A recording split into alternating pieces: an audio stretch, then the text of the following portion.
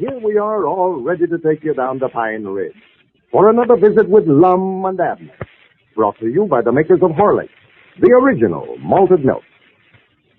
When in the midst of a busy day at your work or in your home, a heavy luncheon may cause you distress or leave you feeling drowsy because it's so hard to digest.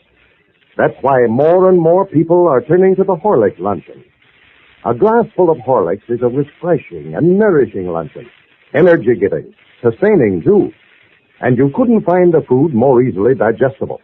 That's why Horlicks at noon keeps you alert, mentally and physically.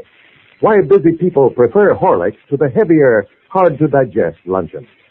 Overweight people will find the Horlicks luncheon a fine reducing plan, for it's without the heavier meal's excess of calories. Try the Horlicks luncheon tomorrow. You can get Horlicks, you know, in either natural or chocolate flavor at your drugstore. And now, let's get ready for Lum and Abner. Well, the Pine Ridge Matrimonial Bureau is proving even more successful than Lum and Abner had hoped for. The old fellows are receiving hundreds of applications, and their only worry now seems to be the suit that Squire Skimp has brought against them for $4,200, which is scheduled to come up next week. As we look in on Pine Ridge today, we find Lum and Abner over at Lum's house, which they are using as headquarters for their new enterprise. Lum seems to be very busy. Listen. Abner Peabody, do you take this woman to be your lawful wedded wife? Provide for her through sickness and health, and forsaking all others to love, honor, and obey her as long as you both shall live? I do. You will now join right hand, or left hand, just join hands. By the power invested in me as Justice of the Peace of Cloverleaf Township, I now pronounce you man and wife.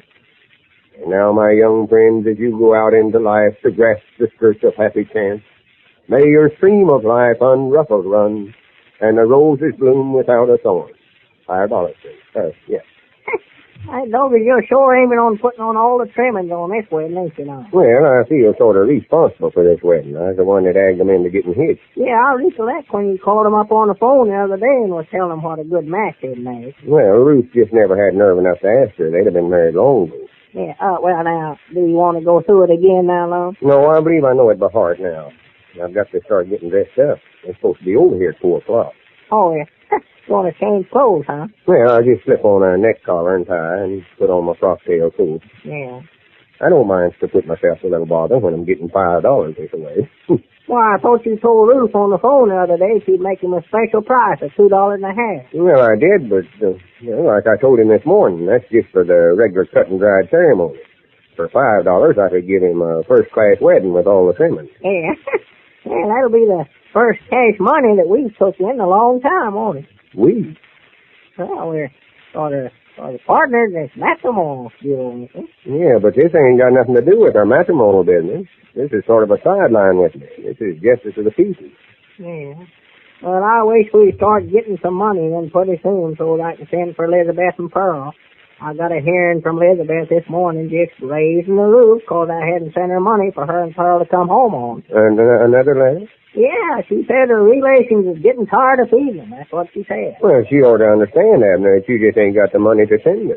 Well, trouble of it is, Lum, I ain't told her that the oil well weren't oil well. She thinks we're still rich. You mean you ain't told her that we sold out to Squire Skimp? No, I ain't told her nothing about it. I just never wanted to ruin a trip for her. Well, Lord, me, Abner, when she gets home and finds out that we've lost the store and never made no money out of the oil business, and on top of everything else that Squire Skimp's is suing us for $4,200 and it's got everything we own tied up with attachment paper, she's going higher in a kite. Yeah, I know it. I know she is. I just don't know what to do about it, hardly. And you're a great one to be the head of the domestic problem department of our matrimonial bureau when you can't even run your own home.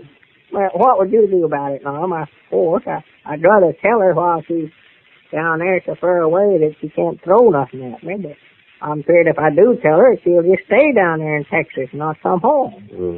Well, I wouldn't want to advise you on that problem just offhand, Mr. Peabody. If you write your troubles to the Pine Ridge Matrimonial Bureau, I'll be glad to study the situation over and that... Oh, my goodness, there's somebody at the door. Well, it ain't time for the wedding yet, is it? Granny, I ain't got a collar on yet. Come in. You folks will just have to wait...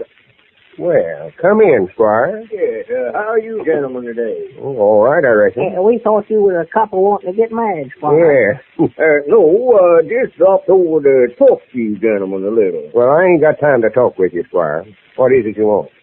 I've been hearing that you fellers have opened up a matrimonial bureau here in Pine Ridge. Yeah, the Pine Ridge Matrimonial Bureau. I'm the president.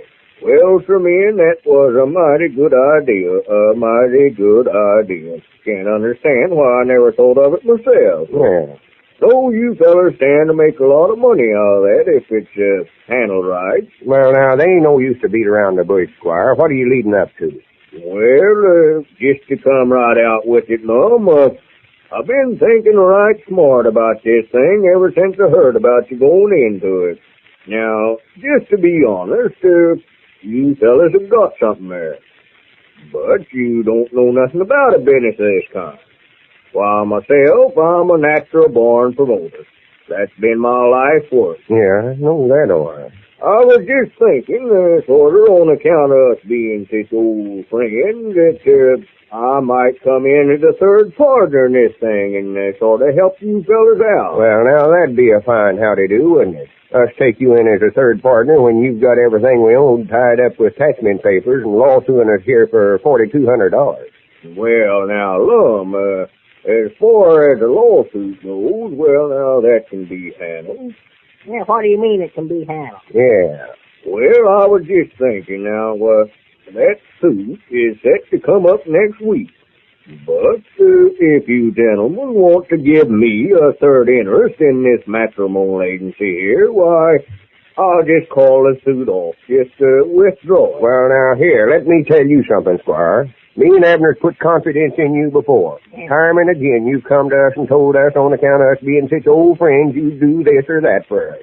Now, we've had all the dealings with you we ever want to have. Now, I wouldn't even swap nickels with you. Now, if you want to call the suit off, all right. But as far as being a third partner in this matrimonial bureau, I wouldn't be associated with you in no kind of business.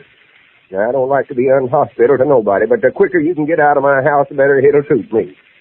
Well, all right, Lum, if that's the way you feel about it. But I'm warning you right now. Don't come around wanting any sympathy when I get that judgment for $4,200 and go to foreclosing on your property. Good day, gentlemen. Yeah. I believe you made a mistake there, Lum, talking to him that way. You mean you want him for a third partner? Well, no, Lum, but it looks like a pretty good way to get out of having that lawsuit. And if he does win it, why, it's going to be awful hard for us to leave our homes. Yeah. Especially me with Elizabeth and Pearl. Yeah, never thought about that. I might have sort of flew off the handle of him. I just wished I knowed one thing. Yeah, what's that? Where that agreement is that he signed assuming all the obligations of the oil business. If we had that to produce in court, he wouldn't stand a chance in the world winning that case. Yeah, but if we ain't got it, Lum, there ain't a chance for him to lose, neither. Yeah, I've got to get dressed now before these folks get there. After the wedding, me and you can sit down and talk this thing all over here. And if we decide it's best to let him in with us on this matrimonial bureau, we can go over there and take him up on his proposition. Yeah, well, I believe it's the thing to do, Lum. As bad as I hate to have any more dealings with him, I believe it's best. Mm-hmm. I reckon I ought to take a wet rag and sort of sponge this collar off. Really need a new one. This saddle turning sort of yellow. Get my frock tail coat off in the wall there, Abner. That's it, shivered up with them newspapers. Yeah, I'll see it. And had that thing on since the day we sold oil well. No.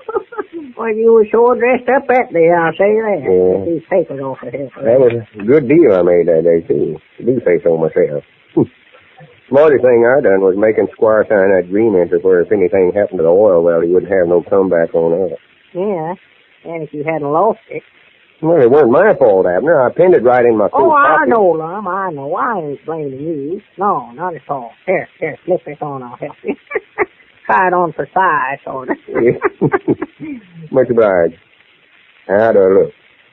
All right. Why? Well, I just wondered. I always feel sort of important when I get this out there. Yeah.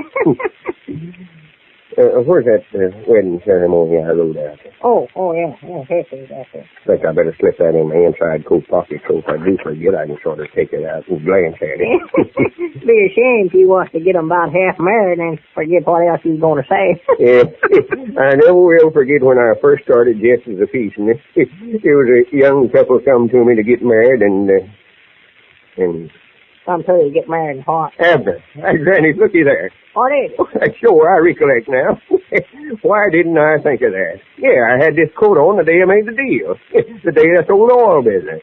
Well, no wonder I couldn't find it. I was looking in the wrong coat. What are you talking about, The Mom? agreement that Squire Skimp signed. Here it is, right here. It's been in this pocket all the time, and I never once thought about having it.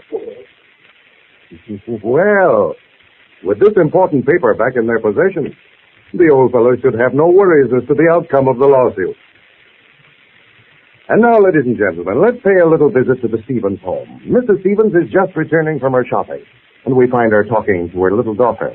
I bought you a present, Dorothy. What? What? You just wait and see. It's in one of those big packages. We'll open it up in a minute. Here, you hold this while I take off this coat. Oh, let's open my present first. Come on, Mom. You can take your coat off in just a minute. Oh, all right. Here, you better let me open that. You'll have everything all over the floor. Oh, let me open it, Mom. Oh, all right, careful. Oh, I will be. There now. See, I didn't spill anything. There's your present. That large glass bottle there. Those are Horlick's malted milk tablets. Oh, thanks, Mom. Are these just like Horlick's malted milk? Why did you buy me tablets this time? Didn't they have any regular Horlicks? Oh, yes. But you can carry Horlick's tablets to school with you. To school? Really? Yes, that's why I bought them for you. Horlick's tablets are just like Horlick's malted milk, dear. The same thing, but in tablet form. You'll love them, I know. Here, just dissolve one or two in your mouth. These taste awful good, Mom. I know they do. They're awfully good for you, too, dear. When you're at school or out playing, they'll give you nourishment and energy. Keep you from getting too hungry or too tired. Well, I'm going to tell all the other kids at school about Horlick's tablets tomorrow. I'll bet they'll want their mothers to buy them some, too. You can't blame them, can you? And I think their mothers will be glad to buy them, too. There isn't anything that helps children develop healthy bodies like Horlick's malted milk, either in tablet or powder form. And there's a fine suggestion for all you mothers. Let your children carry a supply of those nourishing, energy-giving Horlick's malted milk tablets to school. You can get them, you know, in either natural or chocolate flavor. The small 10-cent size flask can be conveniently carried in a coat pocket, and the tablets come in larger bottles, too. This is Carlton Brickert, speaking for Lum and Abner and Horlick, who now bid you all good night and good health.